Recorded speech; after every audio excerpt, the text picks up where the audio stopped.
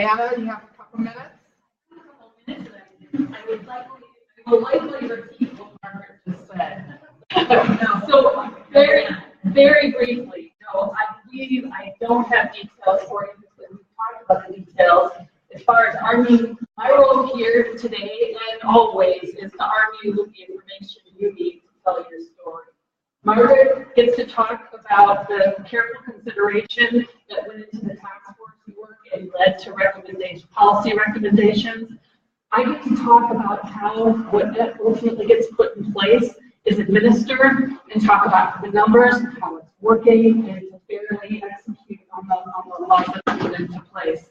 But none of that would happen if you guys were here, because the whole reason is on that radar to talk about is the personal stories that you all tell here about why this is important.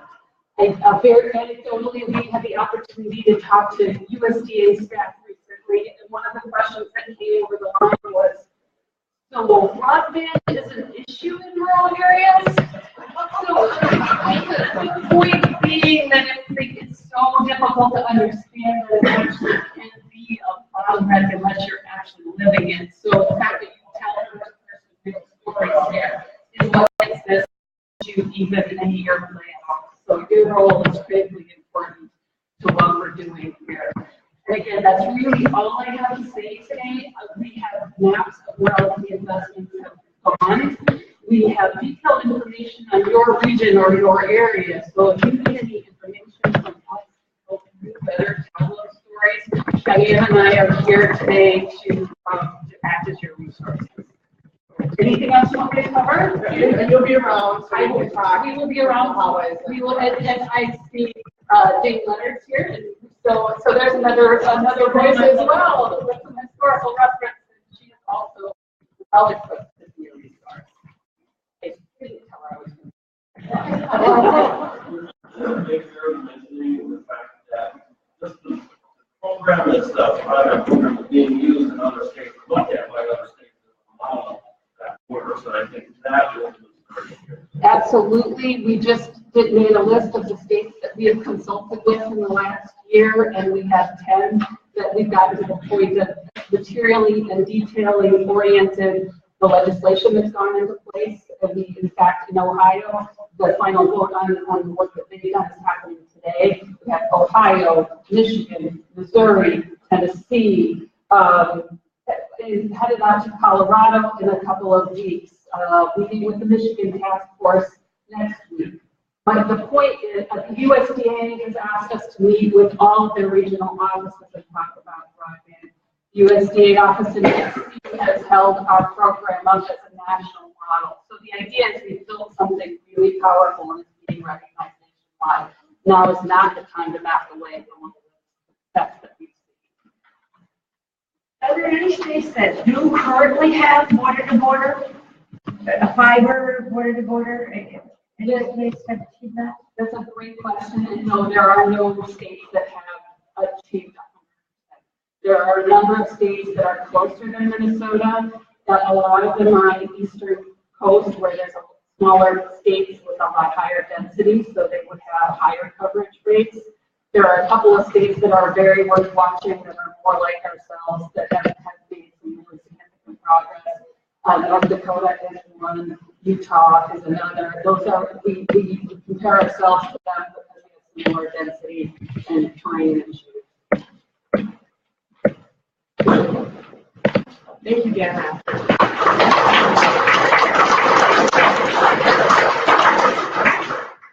now I'm very pleased we have all of our key legislative authors with us this morning.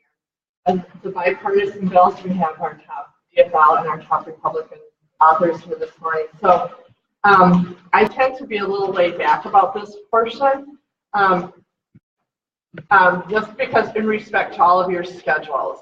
So are you guys all good for the next few minutes? Okay. So then we'll start with the Senate. We'll start with Senator Mark Cran, followed by Senator Eric Simonson. And these guys are working hard for us on broadband, and just look forward to what you have to say. And thank you so much for all of your hard work. I'm like on Mark about every other day. So there you go. Thanks, Jenny. Appreciate everybody. And so Margaret did a great job at talking about the need, but I think for me, I'll give you a little bit about my story. So I'm Senator Mark Graham in Senate District 32, Chisago and Isanti counties, and you'll be happy to know I'm in a technological desert. So it's helpful to have your chief sponsor in the technological desert. So I think what many don't understand, and by the way, one thing before you go is that remember when your meetings with us during your legislative day on the Hill it's the best part of our day. So just don't forget that it is the best part of our day. But I think what's happened, or what people haven't paid attention to, is our local communities, our high areas, they've had technology for some time. But the adaptation of technology in industry, in our schools, in our healthcare system, every single facet of our life, that we are now a decade behind. We cannot wait for this next technological advancement. I think we've all been aware and informed of what is out there and what isn't. We can't wait 10 years to be 10 years behind. And that's why, for me, it's critically important, whether I'm the chief author on the bill or I'm a member of the Senate, we'll continue to fight for that battle because every single community around here does have a technological deficit. For our kids, our businesses, in my district, we happen to be a bedroom community. It's critical. We've got businesses that are not going to locate to our area. I don't think this is any different than any other community. Senator Simons as well. We're not going to be able to retain the businesses we have. We're not going to be able to attract new businesses. Not going to be able to retain the homeowners or the people, the residents to move into our communities. It's just not going to happen. And today, just to think about our kids, I think Margaret mentioned it, there are families that are going to have to drive in 12 miles on a daily basis so they can go to the library so they can get the kids can get their homework done. It's just not acceptable. And what our job is to educate the rest of Minnesota how important it is. We're not talking about funding a luxury for rural Minnesota in the underserved area. We're talking about a basic necessity. It's as important to me as our road infrastructure or any other, our electrical grid. It's moved so fast in that you can't even be a good consumer today without great high-speed capacity. And I've been one. Good. It's good that I've been in that desert. So I've been in the satellite environment into a home-based broadband environment, and they've kind of leapfrogged each other over the last 12 years. But none of them are even going to come close to the capacities of a direct. I'm a big fan of fiber to fiber. I'm a big fan of fiber to fiber where it makes sense, and that's most of Minnesota. I'm okay with that being a 40-year solution. And I think our areas are underserved in the actual data needs and the world in which we're being restricted from. Because I think what the data needs today, the average family uses 191 megabytes or gigabytes. Most of us are stuck at 20 gig, and it's a very expensive 20 gig, and it's really prohibitive to most of Minnesota.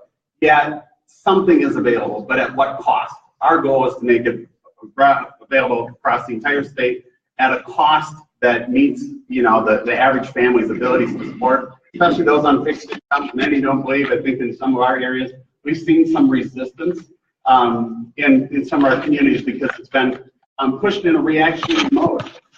We've had a business come up. I think Sunrise is a perfect example for us.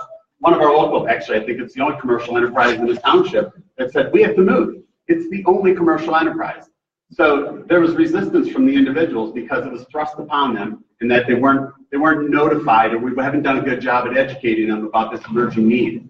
They've heard about it, but we haven't been really direct. And I can tell you, working with Nancy and on my two counties, in Sandy, we have to do a better job. Everybody, you're down advocating today, but everywhere I go, our city, county, township, leadership, every single one of them has to have that in their dialogue, that this is a necessity, and this is how we're going to achieve it, and this is why we're going to achieve it. So when you lay that out, then you start to emerge, or the need will start to emerge, and I'll understand it, it'll be far more accepted. So that's my story. We'll be around. I'll be here. I'm available till 10 o'clock. We do run on Senate time, so we're always a little bit late. But that's just a little bit about who I am and why I'm going to fight as hard as I can to make sure we get everything we can to keep this program going. And you have all my undivided support. So I appreciate it. Thank you, everybody.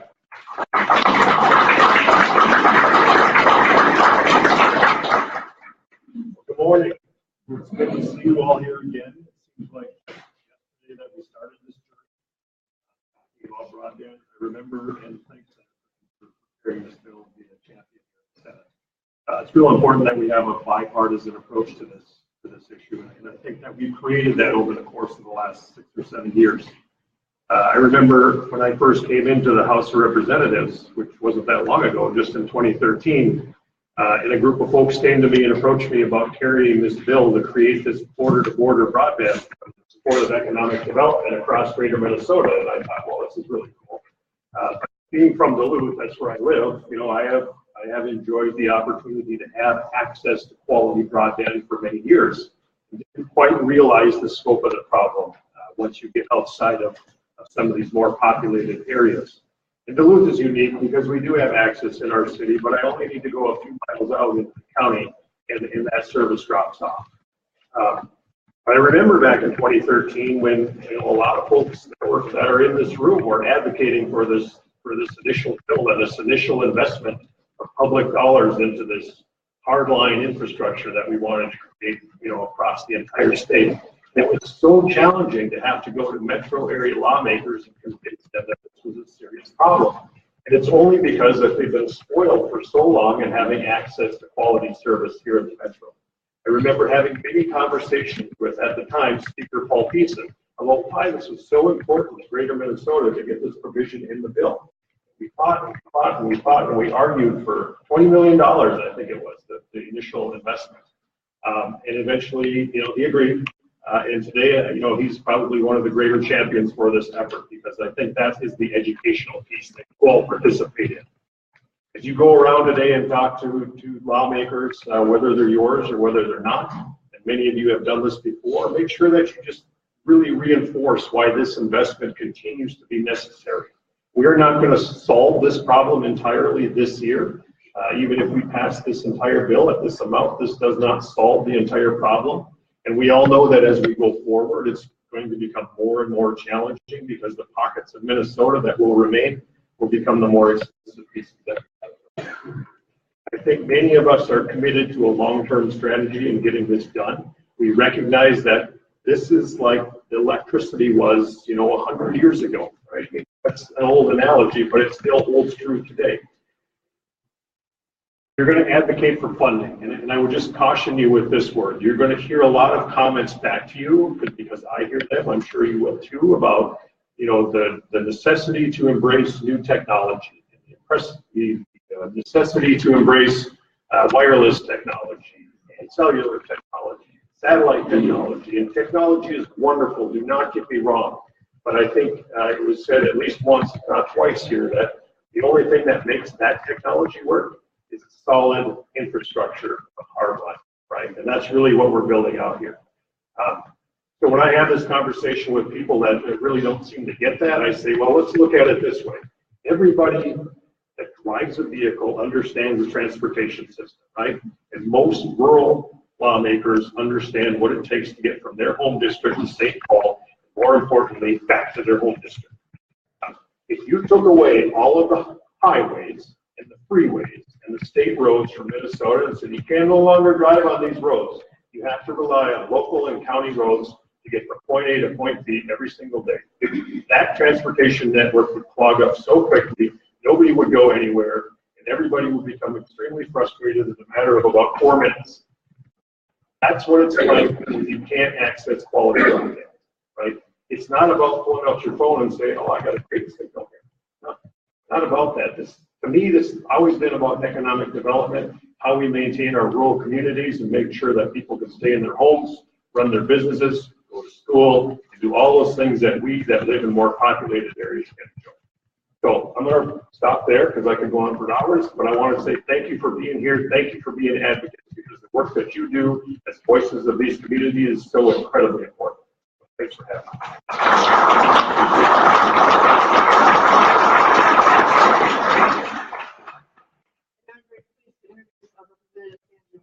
Who is our chief house author, and Representative Broadband is here as well. And after they're done, we'll take some questions. If you guys are going to be around for a few more minutes and take some questions. But Sandy, thank you for being here this morning.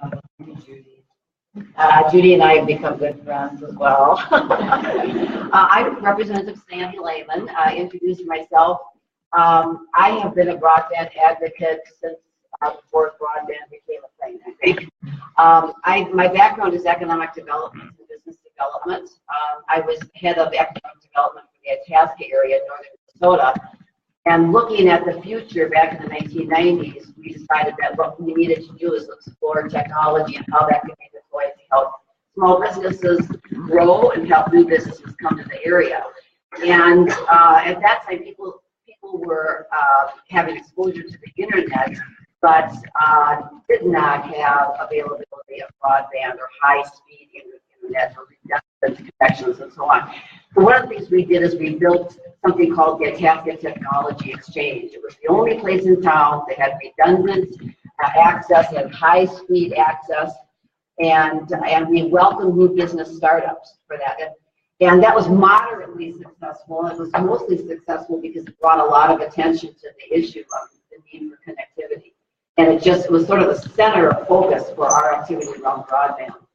And then I started working with the Iron Range Resources Rehabilitation Board, and Jim Gustafson was the commissioner at the time in something called Do-IT. And I served on the Do-IT board, and we started using the Itasca Technology Exchange as a model, and we started building technology centers around northeastern Minnesota. And we started exploring more and more how we can connect our homes and businesses. And then at the time I was a trustee on the Blandon Foundation board, and the Blandon Foundation started looking at their mission, which was strengthening rural communities and helping the economies, vital economies, and decided that one of the most important strategies there was broadband, obviously. And so Bernadine Jocelyn, as head of public policy, spearheaded what you all know is the Home Broadband Initiative that was very instrumental in forming the state office of broadband that we have here today. And so I've been involved in all of that, and then ran for the legislature, and so it was sort of a no-brainer for me to step into the role of being a broadband champion down here. What I didn't expect was the obstacles that I was facing down here. I was surprised, and you will hear as you go around today, counter arguments. We've done enough with broadband. How much more do we need to do with broadband? This is that old technology. Why aren't you using satellite? We've got the Hughes satellite up there now. Why have you tried that? And why are we investing in this whole? So I can't thank you enough for being here. I really can't thank you enough for taking time out of your day to come down and speak your story and tell your story. It is so important. I have a hearing today for the broadband bill, and it's in the Job Growth and Energy Affordability Committee, which normally does not meet on Thursday. But when we heard from Judy that this broadband day on the bill was set up for Thursday, I went to the chair and asked if we couldn't have a hearing today. So we're having a really short hearing. We're having one bill that's carried over from yesterday, and then we're having our bill, and then we're having the chair's bill on including satellites in the broadband. So we've got a lot of testifiers. We might have to squeeze it down to just a couple. I'm really pleased that my provider, Paul Bunyan, is here. And I understand that Gary Johnson, CEO, has gone to extraordinary lengths to change his schedule. He's supposed to be on an airplane someplace else today. And he has made changes just to be here today to testify for this hearing. That's how important this is. And personally, my story is in between my different roles in economic development, I started my own consulting business at home, and I didn't have reliable internet. And it just took a couple of times of being down and missing deadlines for me to change. And fortunately, Paul Bunyan was there, and I was able to get high-speed internet. And because of the broadband program, partnering with companies like Paul Bunyan, that high-speed access has been available now to much of Itasca economy, but we've still got a lot of work to do. So I will just tell you that we got 20 million last session. That was hard fought. In my committee, we started out with zero. And then we went to 7 million, and then we went to 15, and then the negotiations ended up 20.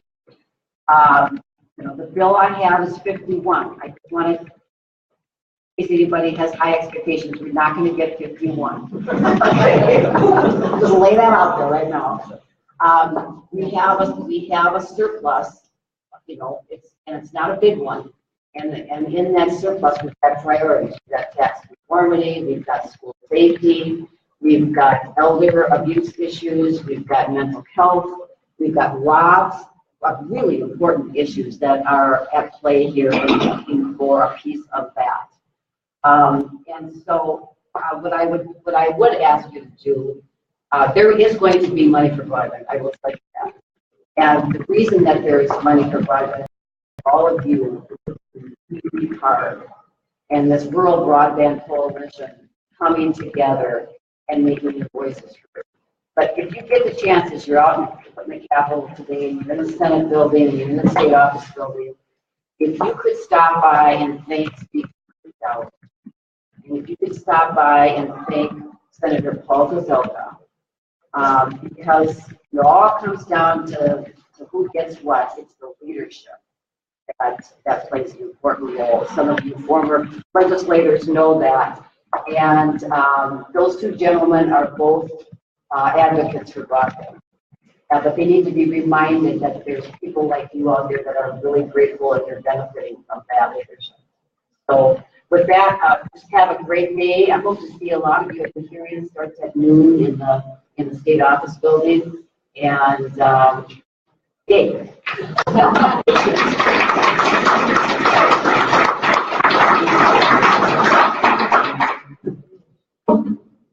I'm Stephen Romick, and the nice thing about going fast is everything said. So I'll just share a couple stories. Since I've been down here for 3 years now, I've been an advocate for broadband. And the first time, lobbyists all the time. You're the real people that come and make our days for coming here. And thanks for taking time out of your day to do this. We really appreciate it. I got to ask you, do the rest of these three keep Diet Coke in their fridge for you, or is it just me? Well, since you have it, I don't know. Oh, okay. I don't drink Diet Coke anymore, but Judy knows there's always something there for her. Anyway, so I'm probably the least computer literate of the four of us that have spoken. My kids told me that when I got a smartphone, I wasn't smart enough for one, and I think they might be right at times. But where I live in International Falls, I don't even bring my laptop home when session's done because my wife and I can't both have a laptop hooked up to our internet at the same time because neither one of us can get it done. It's bad enough, to tell you the truth, that my LA knows that important emails that I may not get, she calls me in case I have to answer them right away because of, depending on the signal, whether I actually have access to my city email, which is ridiculous. And I've got three different providers fiber running within 100 yards of my house, and I can't access any of them. That's the sad part of what's going on here. So when I first ran for office, the old saying on the Iron Range, it's 3 T's: three-legged stool, timber, taconite, and tourism. Well, I think we make a more stable stool and add the 4th T is technology is what we need. And so I'm going to continually advocate for it. The satellite internet is an option. That's something that people can look at.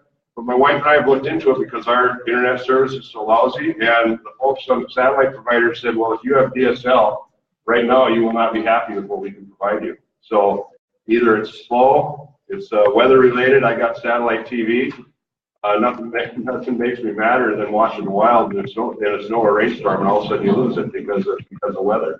So satellite is an option, but I don't think it is the end-all answer right now. We need to have, as Senator Simonson said, we need to have that good, solid ground infrastructure in place, and then all the technology that's available to us will work better. But we need true border-to-border, and we need to figure out how we can start getting these companies that have run fiber for their redundancy, is that the word? I don't know. I'm a non-computer person, but anyway, so they can start providing service to all of us, because to me it's ridiculous to have fiber running through your yard and you can't access it.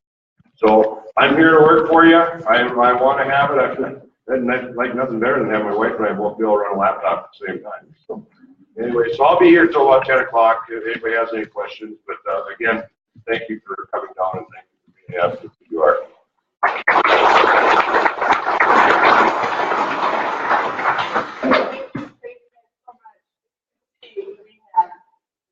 Great advocates.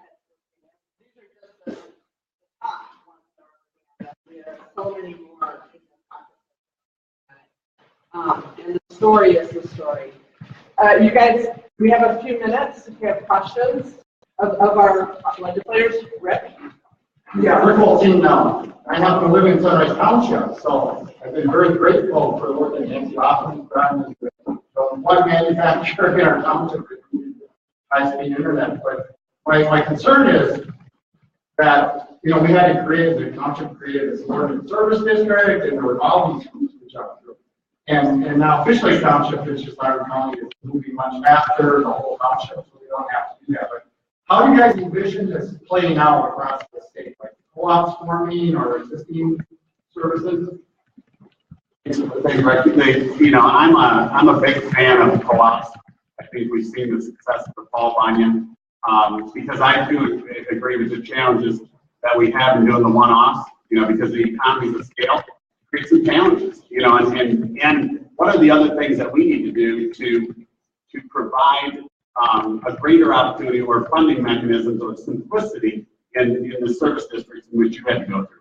And Rick, where he's from, is Sunrise Township, which is over. And in that case, because one half of the township is served by a willing partner, CenturyLink, and the other is not.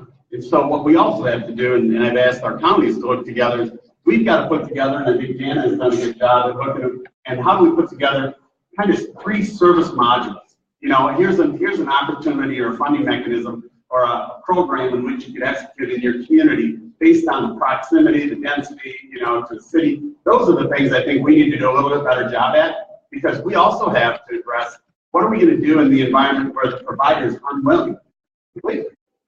You know, and for us to think about laying fiber over fiber is kind of disheartening to me. And so, and many of those same providers are utilizing cap $2, right? And we don't really have great insight to those. So I think there's a lot of work to be done, Rick. I'm a huge fan of the co-op because I don't want government running it for us, but I do think the co-op's been proven to be a pretty good model. But we do have challenges. What are those things we need to do better from policy that maybe frees up the borders so counties can work more easily together, multiple townships? So I'd like to see larger scale projects or an initiative. And like I said, many of ours, that I think each one of our counties should have a complete plan, county border to border plan, so we know what the exact cost is, who are all the willing providers, and then I think it should be our job and the obligation to bring together all of the technology providers to make sure that when we have an unwilling or uncooperative provider, what are we going to do? But nothing's not an option for me. So that's just my opinion. Question?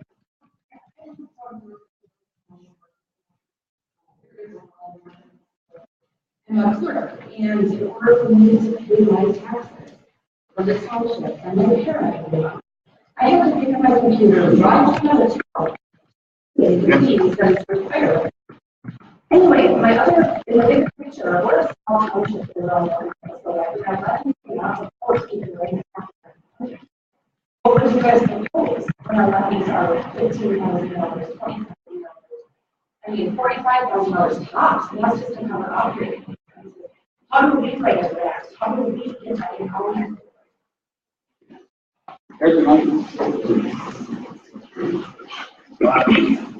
So there's a reason why there's no policy in this bill this year. Because talking policy is incredibly complicated, incredibly difficult. Go back to 2013 when we put this original bill together. And you want to talk about some knockdown, drag out fights.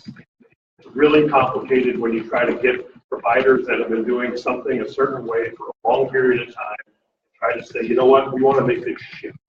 The reality is we have to bring them along with us. But your point is absolutely why we continue to make this effort. And I would suggest this, that there will come a time in the very near future, I don't know if it's next session or the session after that, the very near future, we are going to be at the point.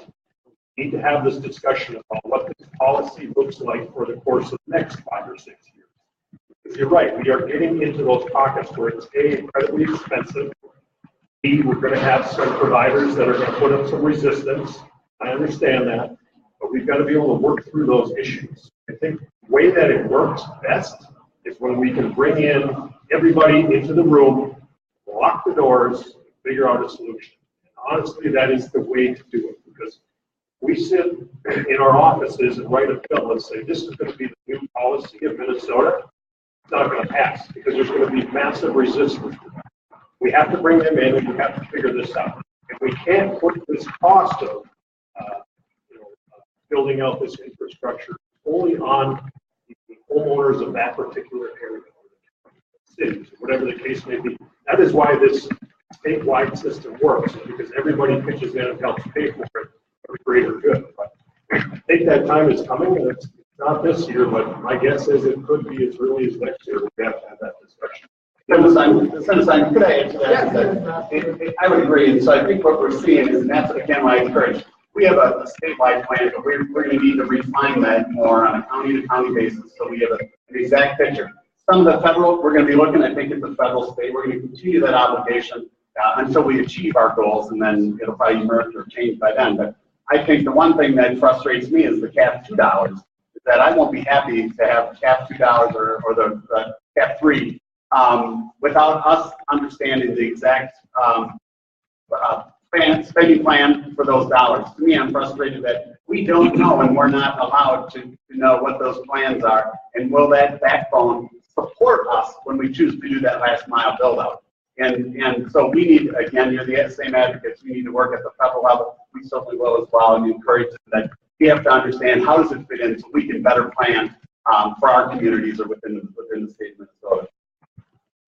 Well, I've got three townships in my district. If I get the names right, I got lots of them. But they're unique. It's Pequot, Venetian, and Bruce Township. They're surrounded by good service, and they have nothing.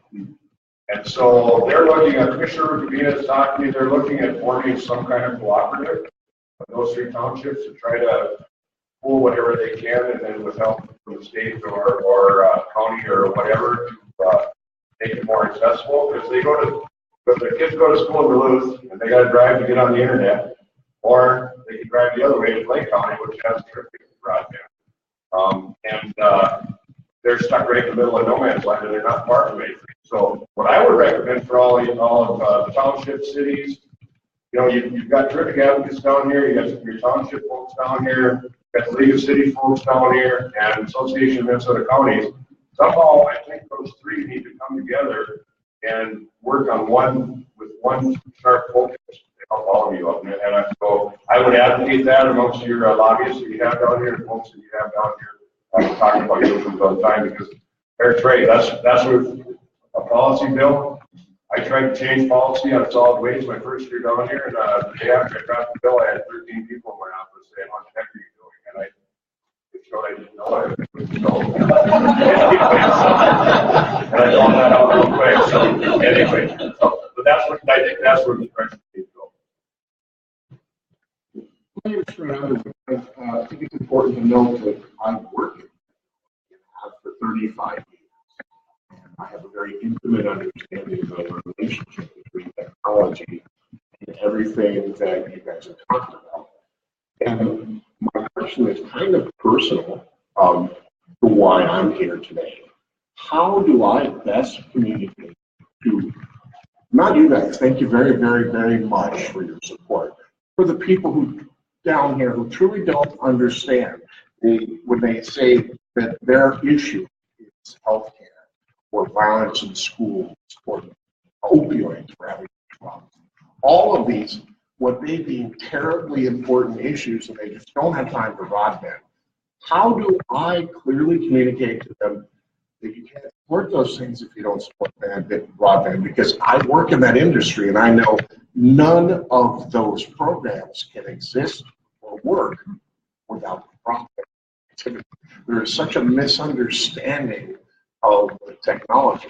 of that it's something that we used to apologize, but the joke used to be internet's for porn, that it was internet's for watching Netflix.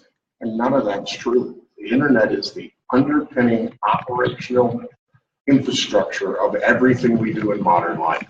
And I need to be able to clearly communicate that in a way that makes people who aren't advocating for good broadband crossroads sort of understand we're trying to help them do what they're trying to accomplish. I think you just described it. I'm like you, but when you look at it from a technology perspective, everything in fact, the holiday season is so obvious. Community or telemedicine, and all those things are going to enable us to use dollars more wisely. You know, and I think you did a great job at articulating. So, and Eric did a great job of your highway analogy. You know, I mean, those are the things that they are all top priorities. But I agree with your underpinning the foundation of everything we do in the future and the technological advancement in every business sector that we deal with that affects our total quality of life. I can give you, you know, one piece for me. I'm in the payments business. And so everybody says, well, great. In fact, we have a business, Wild Mountain Ski Resort. You know, most people have heard about it. And but they can't even take credit card transactions. And so everybody says, well, just get satellite. The change in the adaptation of technology and security is now so much more complex. Not just the card with the little chip you have in your hand, but the latency in a satellite transaction won't allow those to work well. And so, you know, it sounds good, and that's why I'm a big fiber everywhere it's totally possible. But people have no idea how much technology has changed in the daily operations of their lives. And so I think telling you the one story and the two stories that brings it down to them and shows how important this is. And again, we're not talking about fundamental luxury. This is a basic necessity, and our needs are growing exponentially every year. What was the number yesterday? 30% growth in data needs on an annual basis. Oh, we'll be another decade behind in 5 years. You know, so we're not catching up. So I have to, first I'm going to say, I apologize if this question shows total ignorance on my part. I'm not really well versed in this, while I recognize the need for it. But I'm wondering, you know, we have a Department of Transportation that oversees the highway system. We have the Public Utilities Commission oversees the power grid. But why is it possible that because this is a basic necessity in our view, that this could be regulated under the Public Utilities Commission and that they're forced to go the last mile and that there's not so much price gouging from the consolidations and mergers? Is that something? I think there's something to be said about that. Well, because if you look at it, I personally think that the providers are saying that open for those dollars to do that last mile build out. And so I think that's where we need to work with the federal level and make sure that if you're going to have those regulated monopolies, that we increase and raise the bar. I don't like the cap to, you know, 325 is great. We got decade-old technology. You know, we're fighting to be a decade behind, and that's not good enough. And so I would agree with you. I myself would struggle putting another agency in there, but I think we have the Office of Broadband doing a great job today. But collectively, I think we just all you're here today to talk about the message that our needs are growing exponentially, and we're growing further behind every single day. And it's critical to the economic success of Minnesota and every one of our families that live here.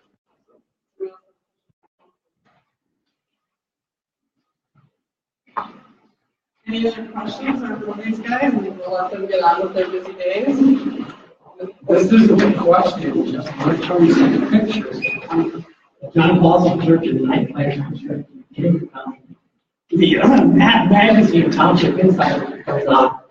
Often has a page through the memorials in it. If you believe in township and grassroots government, then I think it's a vital issue as well. If you go through this and look at the ages of the people that their memorials are there for, they are going to be replaced by people who are much younger than them and much younger than me.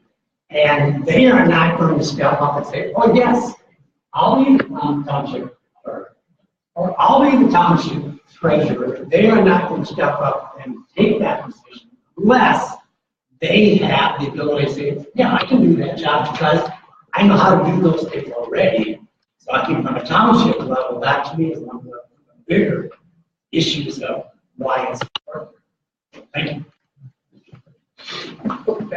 So could you dig into that just a little bit more? Because I've been sitting here trying to figure out it. It's great standing about Paul Bunyan. Now that's a telephone company? Paul Bunyan is like a co-op. It's an electric co-op. No, it's a telephone. It's a telephone cooperative. So now you mentioned, because I'm sitting here thinking, why are they in so much opposition? You're saying they're waiting for money, right? It was my opinion that the existing telecoms sandbagged the wee bit in rural Minnesota in investing in the broadband infrastructure. Because they're for-profit companies, so they have to make a profit. All companies need to make a profit. Right, but I mean, if they have shareholders and everything, right. You know, I mean, like, for me, I mean, I need to pay all my salaries, but I don't take any bonuses myself, you know, because I wanted to go to my employees, you know, and so, I mean, there's different philosophies, and when you've got shareholders, then you've got a different demand, you know, but why is there so much opposition? Why is there so much opposition on the co-ops, the telcos? I don't think there's opposition to the co-ops. It's a matter of because you're saying. Well, the co-ops actually have done very well. I think in Sandy, we have, you know, they're well along in exploring the co-ops, and there's private investors. The good things about the co-ops, it does bring in some private investment dollars as well. It minimizes the dependency on the federal and state dollars. And then it builds its own self-sustaining business. And you see, like the Paul Bunyan, they're capturing the next county, or the township. And so they're building a model that's self-sustaining, that isn't fully dependent upon the federal or state dollars. So those are good models. It's how do we educate and expand those opportunities? And again, I asked about each county needs to figure out who are all the willing providers and really pinpoint where the opportunities are and what the cost is. And again, we got unwilling providers and we got willing. And then work with the surrounding community. I think there's an East Central group getting together to figure out, do we start the next cooperative? It's probably going to be our best way to serve a broader area instead of doing the one-off township at a time, or whichever community organizes better than the other. That's where we're at today. And so that's just not, it's good, it's better than nothing, but it's not good enough to help us move to achieve the border goal. So are they a little frightened, the current companies, are they a little frightened that we might just go out there and start our own co-op and compete with them? Are they nervous about that? And many of them depend on the existing providers. So it's in conjunction with the existing providers. So we don't know the resistance on some of those that just refuse. It's a cost perspective. I think the average in our area was somewhere $8,500 a household. And so they're trying to figure out the economics. How do they make that work? They're just going to stay where it's easier and more profitable. We need to get your business model out into our business. Yeah,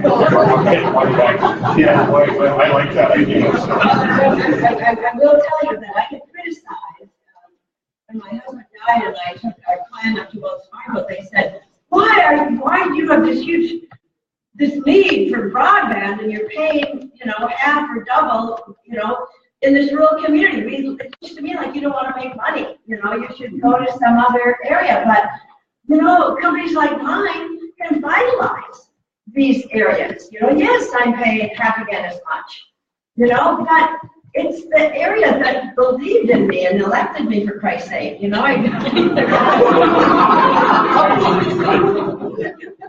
really think the cooperative model is probably something that we're going to see more and more. We start forming cooperatives in the townships, like I talked about earlier.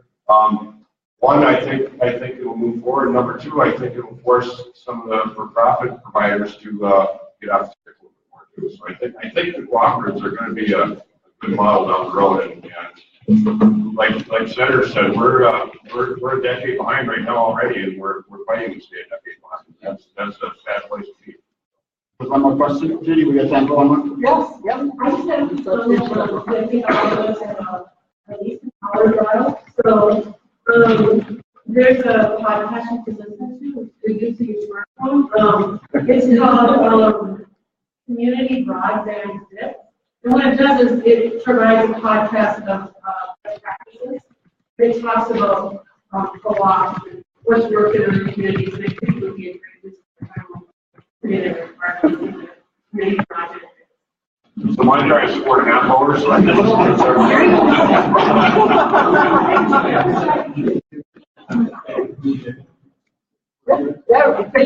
Thank you, everybody, and have a great day today.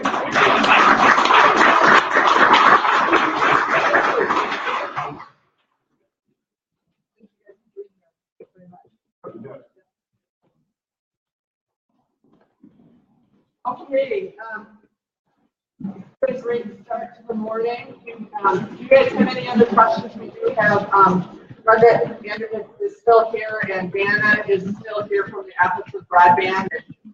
Still here. Do you have any other questions on the day? My reminder to you is to, be patient, be courteous, be kind, be thankful, and tell your stories. We'll be here, lunches will be here at 11 o'clock. This room will be open all day. At the end of the day, if you're, it's fully up to you how you end your day. When you're done with your legislative meetings and you have a long ways to go and you want to head home, you feel free to do that. We are going to gather back here around 4 o'clock. There should be coffee and cookies.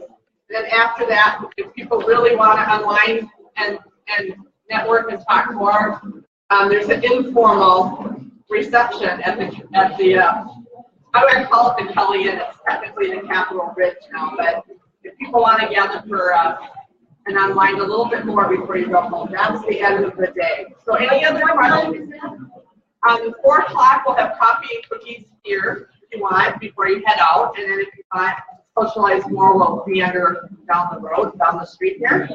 Any other questions that you may have? You can leave your coats here. I think there'll be people in and out here all day today. But any other questions or before you all head out? We'll be around, so grab us for conversation. Thank you all again for adding your part to this night.